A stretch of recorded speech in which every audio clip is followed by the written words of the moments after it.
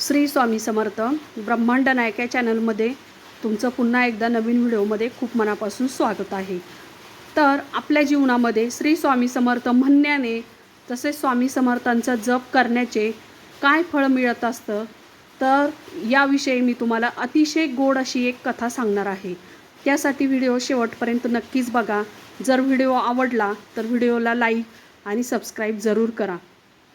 तर एकदा एका मनुष्याने जीवनभर खूप सारे पाप केलेले होते आणि त्याच्या आयुष्याच्या शेवटी म्हणजेच आयुष्य एकदम तो म्हातारा झाल्यानंतर ज्यावेळेस त्याचं आयुष्य खूप कमी राहिलेलं होतं, त्यावेळेस तो एकदा स्वामी समर्थांच्या केंद्रासमोरून जात होता। आता जात असताना त्या केंद्रामध्ये स्वामी समर्थांच्या नावाचा नामजप चालू होता। हे ऐकून तो सहजपणे म्हणाला की श्री स्वामी समर्थ हा शब्द तो त्याच्या मुखातून सहजपणे निघून गेला, कारण दुसरे म्हणत होते म्हणून हाही म्हणला। आता एकदाच हा जप त्याने केलेला होता, म्हणजे एकदा श्री स्वामी समर्थ तो म्हटलेला होता।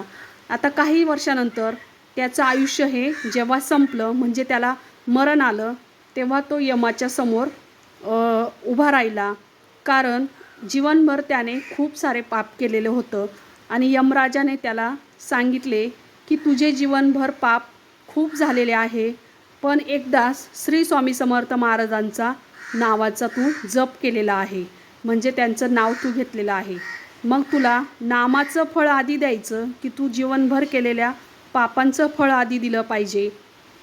तर त्या माणसाने सांगितले की पापाचं फळ आपण नंतर भोगता येईल, पण आधी मला नामाचं फळ मला द्या। पण त्या यमराजाला माहीत नव्हतं की एकदा नाम जप केल्याने कोणते फळ मिळत असते। हे यमाच्या लक्षात न आल्याने त्याने त्या माणसाला घेऊन यमराजा हा ब्रह्मदेवाच्या समोर गेले। तेव्हा ब्रह्मदेवांना त्यांनी विचारलं, हे ब्रह्मदेवा, तुम्ही सांगा, एकदा नाम जप केल्यानंतर त्याचे काय फळ द्यायचे असते? याचे उत्तर साक्षात ब्रह्मदेवालाही माहीत नव्हते। तेव्हा ते म्हणाले, सतत नाम जप करण्याचे काम हे नारद मुनी करत असतात, म्हणूनच आपण त्यांना विचारूया।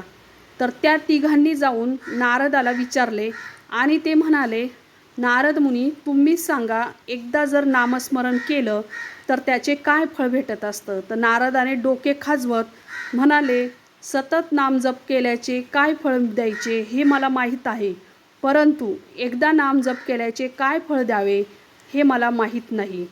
तर शेवटी चारही जण मिळून स्वामी समर्थ महाराजांकडे गेले आणि स्वामींना म्हणाले, हे स्वामी समर्थ महाराजा, तुम्ही भगवंत आहात, तुम्हीच सांगा, एकदा नामस्मरण केल्याने कोणते फळ द्यायचे? कारण जगाचा चालक मालक करता तुम्हीच आहात, तर त्यामुळे तुम्हाला सर्वही माहीत असणार।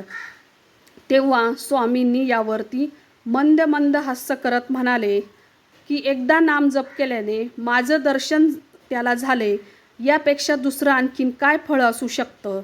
हे ऐकल्यानंतर सर्वांना खूप आश्चर्य वाटलं आणि त्याला त्याचं फळ चांगल्या प्रकारे भेटलं। तर अशा पद्धतीने तुम्हीही तुमच्या आयुष्यामध्ये जर स्वामींचं नाम जप करत नसाल तर एकदा जरूर करा, बघा तुमचं आयुष्य कसं नक्कीच स्वामी बदलून टाकतील। श्री स्वामी समर्थ।